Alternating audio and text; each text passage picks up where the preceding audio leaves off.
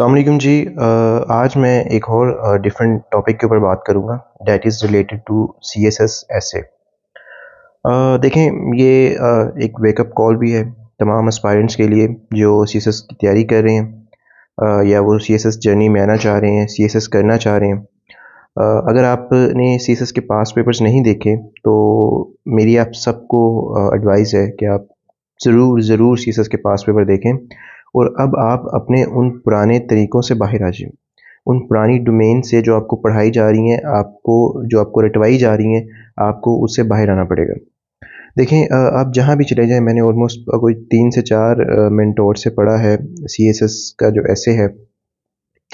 मुझे उसमें एक चीज़ बड़ी कॉमन नज़र आई है कि तमाम जो मेंटोर्स हैं तमाम देखें वो हमारे उस्ताद हैं, उनकी बहुत ज़्यादा रिस्पेक्ट है। बट कभी-कभी ना हमें लगता है कि हमें अपनी जो मेथड है टीचिंग का उसको चेंज कर लेना चाहिए।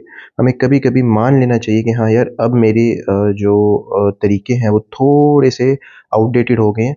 तो मुझे अब बच्चों को जो है वो रेदर देन कि मैं उनको क्रैमिंग करवाऊँ वही 7-8 डोमेन्स के ऊपर उनको काम करवाऊँ, मुझे अब उनको जो है उनकी उनका उनका उनका माइंड ओपन करना पड़ेगा। ताकि कोई भी स्टेटमेंट आ जाए, वो जो एसे है उसको ईज़िली क्रैक कर पाएँ। देखिए एसे की जो गेम है ना, मैं आपको सीधी-साफ बात बताऊँ, आपको स्टेटमेंट क्रैक करनी आनी चाहिए। सारे जो आर्गुमेंट्स हैं हमारी ऑब्ज़र्वेशंस हुई होती हैं, उससे उससे उससे ही आपका एसे ईज़िली क्रैक हो जाता है। आपको सिर्फ़ और सिर्फ़ स्टेटमेंट क्रैक करनी आनी चाहिए, दैट्स इट। लेकिन मैं जो एक वेकअप कॉल देना चाह रहा हूँ तमाम उन एस्पायरेंट्स को देखें आपको जो ये 7 से 8 डोमेन्स के ऊपर काम करवाया जाता है ना, आपको अब इन डोमेन से बाहर आना होगा। रिसेंटली आपने 2026 का पेपर्स देखा और वुमेन के ऊपर जो है वो टॉपिक आ गया, तो तमाम अकेडमीज़ और तमाम मेंटोर्स ने चीखना-चिल्लाना शुरू कर दिया, देखें जी हमने वुमेन के ऊपर ऐसे प्रेडिक्ट किया था, देखें ऐसे आ गए। हालाँकि इन्होंने जो करवाया था और जो पेपर में आया है वो बिल्कुल 180 डिग्री के ऊपर शिफ्ट है। उन्होंने यहाँ पे कुछ और उन्होंने करवाया कुछ और था, आया कुछ और है। तो आपको जो है अब इस सोच से बाहर निकलना पड़ेगा। अब आपने देखा होगा कि स्टेटमेंट्स बेसिकली होती वही हैं, लेकिन उसको क्रैक करना जो है ना वो बड़ा मुश्किल काम है। आपको ऑब्ज़र्वेशंस अपनी स्ट्रॉन्ग करनी पड़ेंगी, आपको अपनी करंट जो सिनेरियोज़ है उसके ऊपर ज़्यादा काम करना पड़ेगा। बहुत से लोग कहते हैं जी बुक्स नहीं पढ़नी चाहिए, मैं आपको कहता हूँ बुक्स पढ़ें लेकिन ये नहीं होता कि आपने तमाम पूरी बुक पढ़नी होती है, उसके ऊपर सिलेक्टिव टॉपिक्स पढ़ा गए, ठीक हो गया? अब अगर एआई के ऊपर किसी किसी टीचर ने मैं आपको बताता हूँ कि जब when I was in my journey हमारे जो उस्ताद थे वो बोलते थे कि जी देखिए मैंने एआई के ऊपर करवाया है लेकिन अभी उन्होंने जो टॉपिक करवाया था और जो एग्ज़ाम में टॉपिक आया, उसके आर्ग्यूमेंट्स में और जो आर्ग्यूमेंट्स एसे में लिखने थे और जो पेपर में लिखने थे और जो उन्होंने करवाया था उसमें ज़मीन आसमान का फ़र्क था। देखें डोमेन प्रेडिक्ट करना और उसके ऊपर वाह-वाह लेना वो एक अलग बात है। मज़ा तो तब आए जब आपने सेम वही स्टेटमेंट प्रेडिक्ट की हो और वही पेपर में आए। या वही आर्गुमेंट्स आपने जो मिलते-जुलते आपके जो आर्गुमेंट्स हैं वो शिफ्ट हों तो फिर मज़ा तो तब आएगा हाँ, देखिए चलिए यार मेरी सेम स्टेटमेंट नहीं आई लेकिन आप मैंने आपको जो आर्गुमेंट्स वगैरह करवाए थे, जो आर्गुमेंट्स वगैरह मैंने आपको बताए थे, वो इसके ऊपर फिट तो होते हैं। तो ऊपर से अब तो ऐसे ऐसे इतना इम्पोर्टेंट हो गया है, अब तो आप देखें एडी, एलडी की सीट आ रही है, उसके लिए उन्होंने ऐसे माँग ली है। पीएमएस पीएमएस में भी आपका ऐसे होता है, उसके बाद ज़िलेदार मेरे ख़्याल से तहसीलदार, इन सारी सीटों में अब ऐसे इतना इम्पोर्टेंट हो गया है कि मतलब कि अब आप समझ लें कि अब आपको सीएसएस के लिए नहीं प्रिपेयर करना। अगर आपने 1 पेपर की अच्छी सीट आपको चाहिए, आपको उसके लिए भी ऐसे की तैयारी करनी पड़ेगी। आपको अगर पीएमएस में सीट चाहिए आपको उसके लिए भी तैयारी करनी पड़ेगी।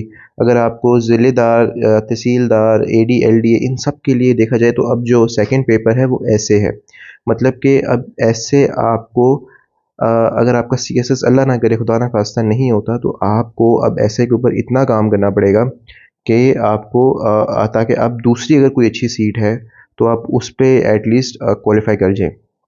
तो इसलिए मैं कोशिश करूँगा कि मैंने जो 3-4 मेंटोर से पढ़ा है और कुछ मैंने अपना भी ऑलमोस्ट आपकी ऑब्ज़र्वेशन हो जाती है ना, आपको पता चल जाता है कि यार कैसे करना है। तो if I got the good comments in this video तो मैं डेफ़िनेटली जो है वो अपना ऐसे जिस तरह मैंने सीखा है, उसके ऊपर मैं वीडियोज़ बनाना शुरू कर दूँगा और that will be free of cost. मुझे कुछ पे करना चाहिए। आपको अगर क्वालिटी एजुकेशन, अच्छी एजुकेशन फ्री मिल रही है, फिर आप अकेडमीज़ में क्यों जा रहे हैं? मेरी कोशिश होगी कि मैं थ्रू आउट जो है 12 सब्जेक्ट्स जो हैं वो सीएसएस के, वो इसको कवर कर पाऊँ, स्पेशली ऐसे के ऊपर। और जो आपके ऑप्शनल सब्जेक्ट्स हो गए, जैसे मेरे जो ऑप्शनल सब्जेक्ट्स थे IR, European history, gender studies, criminology, और पंजाबी के तो बहुत अच्छे टीचर हैं। सर वासिफ़ जो हैं उनकी बुक भी आप ले लें अगवाई की, और उनके यूट्यूब के ऊपर लेक्चर्स हैं। पंजाबी तो किसी से पढ़ने की ज़रूरत ही नहीं है। मुझे पहले क्या नाम है, कहते थे जी पंजाबी पढ़ो, और बाद में मेरा सर घूम गया कि भाई पंजाबी तो सारी आपकी यूट्यूब के ऊपर फ्री पड़ी हुई है। जब आपके पास क्वालिटी एजुकेशन पड़ी हुई है, देखें दूसरे जो मेंटोर्स हैं ना, उन्होंने भी पंजाबी वहीं से पढ़ानी है। तो जिसने बुक लिखी है आप उससे ही पढ़ लें, यूट्यूब पे वो फ्री पढ़ा रहा है, तो आप क्यों नहीं उसको एक्सेस करते? ठीक हो गया। और जब ऐसे अगर मैं आपको करवा रहा हूँ फ्री, तो भई आपने क्यों 8-8 10-10 हज़ार दूसरे को पे करने हैं? मैं आपको सिंपली बता रहा हूँ, आपको ऐसे की स्टेटमेंट क्रैक करनी आनी चाहिए। वंस आपको ऐसे की स्टेटमेंट क्रैक करनी आ गई, ऐसे कुछ भी नहीं है, हलवा है। ठीक हो गया? हाँ, उसके लिए 3-4 बेसिक चीज़ें, कि आपकी बेसिक जो इंग्लिश ग्रामर है, वो आपकी अच्छी होनी चाहिए। ठीक हो गया? आपको एटलीस्ट लिखना आना चाहिए, और आसान लिखना आना चाहिए। ज़रूरी नहीं कि आपने बहुत मुश्किल अल्फ़ाज़ यूज़ करने हैं, भाई नहीं। मेरे जानने वालों में जितने भी लोगों ने ऐसे पास किया है, तो टू बी ऑनेस्ट उन्होंने कहा कि भाई हमने सादा अंग्रेज़ी लिखी है, और लिखी भी ऐसी कि हमने अपने छोटे भाई को भी चेक करवाया, छोटी बहन को भी चेक करवाया, बड़े भाई बहन को भी चेक करवाया। अगर तो उनको वो पढ़ने में आसानी हुई है, अगर वो ईज़िली रीड कर लेते हैं, और उनको लगता है कि भाई कोई इसमें मिस्टेक वगैरह नहीं है, वो उनको ईज़िली समझ आ रही है, देन डेफ़िनेटली समझ लें आपका ऐसे पास है। ये आप एक ऐसे लिखें, एक स्टेटमेंट जो भी आपने ऐसे लिखना है, बेशक शॉर्ट्स ऐसे लिख लें। अपने किसी छोटे बहन को, अपने बड़े भाई को, उसे कहो, यार तुम्हें जो मैंने लिखा है तुम्हें समझ आ रहा है, ये किस बारे में मैंने लिखा है? ये तुम्हें ईज़िली समझ आ रहा है? कोई इसमें मुश्किल तो नहीं हो रही है? अगर वो उसको ईज़िली समझ जाते हैं, तो मार्क माय वर्ड, अ, आप कैसे पास है। अगर if you guys want that I can make मैं वीडियोस बनाऊँ ऐसे के ऊपर, और ऐसे की स्टेटमेंट को कैसे क्रिएट करना है, थीसिस स्टेटमेंट कैसे बनानी है, आउटलाइन कैसे बनानी है, इतनी आसान तरीके से मैं बताऊँगा ना, definitely you guys will gonna love it. अगर आप चाहते हैं कि मैं ऐसी वीडियोस बनाऊँ, और डेफिनिटली आप कमेंट बॉक्स में मुझे बताएं, और इस चैनल को शेयर करें और सब्सक्राइब करें, और ताकि जो लोग इतनी दूर दूर से, और मेरा ये आपसे वादा है कि मैं ये नहीं कि सिर्फ उसका आउटलाइन बता दी, थीसिस स्टेटमेंट बता दी, नहीं। मोस्टली जो पढ़ाते हैं ऐसे वगैरह, वो करते क्या हैं कि बस स्ट्रक्चर बता दिया, आउटलाइन बता दी, और उसके बाद चलो जी खुद बैठ के क्रैक करो। नहीं, हम जिस तरह सारे पास पेपर्स को हम करेंगे, और जो अकेडमीज़ के मॉक्स होंगे, हर एक को हम कोशिश करेंगे कि हम अपनी हर एक वीडियो में 2 से 3 एसेस को क्रैक करें। वो क्रैक करना इतना आसान हो जाएगा कि ये मेरी आपकी गारंटी है कि जो भी ऐसे आएगा ना, आप ईज़िली उसको क्रैक कर पाएँगे। I hope you guys will gonna like that video. आप कमेंट बॉक्स में मुझे बताएं, और चैनल को शेयर करें। इंशाल्लाह मैं इसको वीडियोस बनाना स्टार्ट कर दूंगा। शुक्रिया, अल्लाह हाफिज़।